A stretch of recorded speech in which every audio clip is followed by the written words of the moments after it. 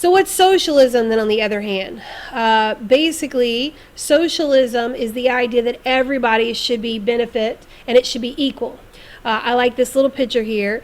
It's called, it's a picture, it's the Communist Party. It's a little joke there because we have, starting from the left to the right, we have communist leaders. There's Stalin in the background. That is Fidel Castro. There's Lenin. And in the background, Mao Zedong. And then the guy with the lampshade on his head is Karl Marx, who is the founder of this socialist communist idea. Okay. So what is socialism communism? You can see there Mr. Karl Marx. Karl Marx basically was really upset about capitalism. He said that basically with the rich getting richer, the poor getting poor, that it was leading to this big divide in society. And he thought that economic benefits should be equal for everybody. And so he said that this economic inequality was a result of capitalism, and he comes up with some new ideas. So Karl Marx, and this is Frederick Engels. Karl Marx is the one everybody always remembers, but Frederick Engels with him, together they wrote a book called The Communist Manifesto. Marx later would then write his own book called Das Kapital.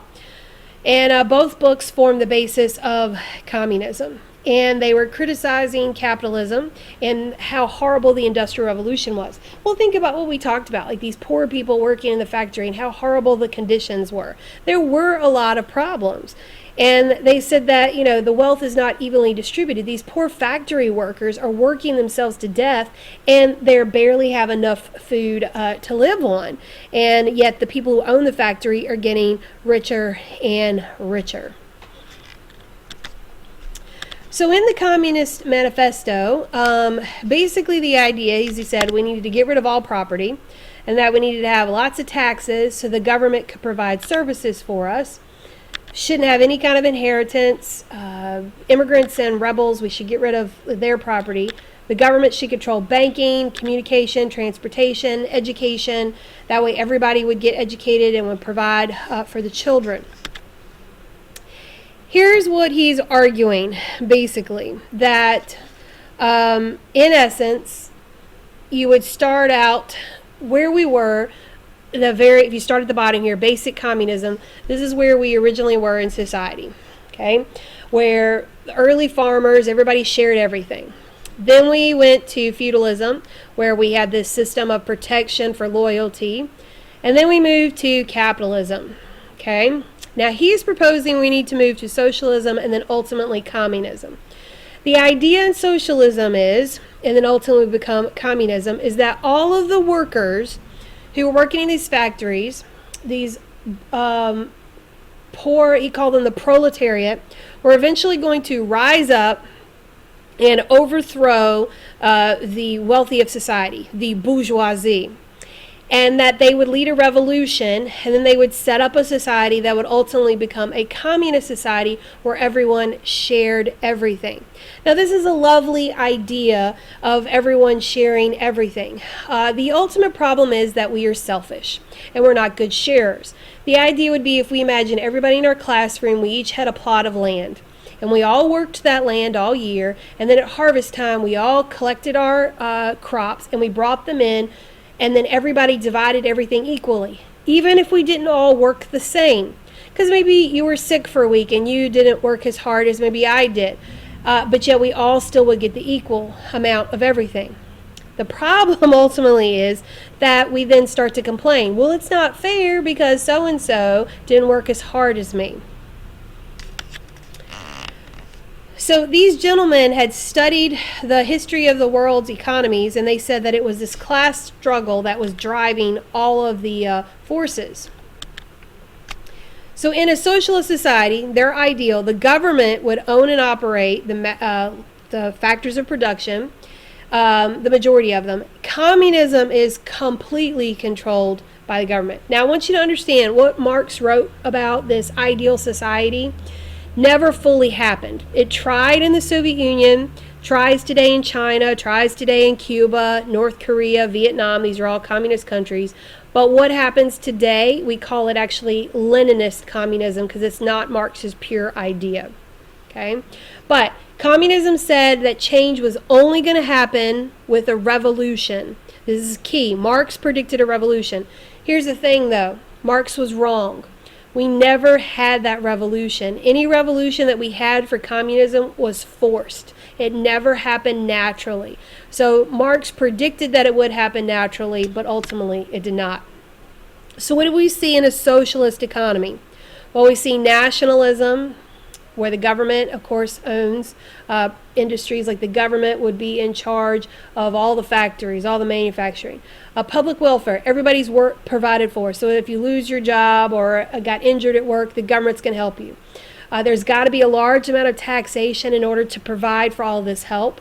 And then we call this a centrally planned economy because the government is making the decisions. Now, the big difference between socialism and communism and capitalism is individuals make the decision versus the government.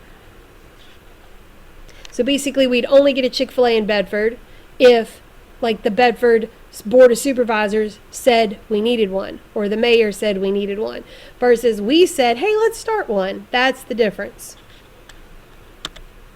So what are the pros and cons? All right, the advantages of socialism and communism is everybody's equal. 2, everybody's basic needs are provided for. And there's more control over the ordinary citizens' lives. You could see that as an advantage or disadvantage. The disadvantage is it's complicated. There's no individual responsibility or individual initiative. Like, what would make me work hard? If we're going to share everything equally, and so no matter how hard I work, we're all going to share it equally, then what's my incentive to work hard? In a capitalist economy, I can make a lot of money, profit. That's my incentive to work hard, but I don't have that incentive in a socialist or communist society. Also, there's very slow technological advances, and there's little economic freedom. There's no choice. You have very little choice. You go to the grocery store, don't worry about there being 5 boxes, 5 kinds of cereal. You're just happy to see cereal, hoping that there's at least 1 box to choose from. So, again, what's the difference between communism and socialism? Socialism, so everybody from their ability for their work, we share things. Socialism, remember, is the stage in between. We eventually evolve into communism. Most economies in the world today function under socialism. Everybody is not necessarily equal in socialism. There can be still some divide. We base it on how hard, there is more of how hard you work, because if you don't work, you're not going to get as much. Communism is everybody gets what they need. During the, after the Russian Revolution, during World War II, they would actually take food from the farmers to go provide for the military, because the farmers didn't need them as much as the military did. So the government would take and give according to who needed it, not based on how hard they had worked. Everybody gets the same things.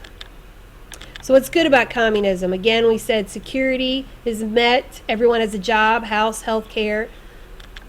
What's bad? Lack of choice. There's no reward for working harder, or even a punishment for being a slacker. Everybody's expected to be the same. There's not a lot of creativity or like those technological advances. So how does this rate to the Industrial Revolution? So Adam Smith's capitalism, remember, dominates the Industrial Revolution. And so you wanted to make as much as you could, as cheap as possible, so it didn't matter how you treated your workers. Karl Marx, he says that the workers are eventually going to get fed up and they're going to want to overthrow their governments and start communism. His ideas are going to spread to Russia and take hold in a new form into communism that's based on Lenin's ideas. And the rest of Europe are going to adopt reforms so that revolution will never take place. So you can see there, ultimately, Marx says that the history is full of class struggles and that eventually the proletariat would lead a revolution against the bourgeoisie. That's going to go in your last line before the summary, and you can look up on the board, and I have that written out for you. And you can see here, I got a little chart that kind of says who controls what. It answers those basic economic questions. Then one of the next things that I would suggest you do would be to watch the crash course video. There is a worksheet that goes along with that to answer about capitalism and socialism. Kind of sums up a lot of these different things. And if you have any specific questions from the notes, please do not hesitate to ask.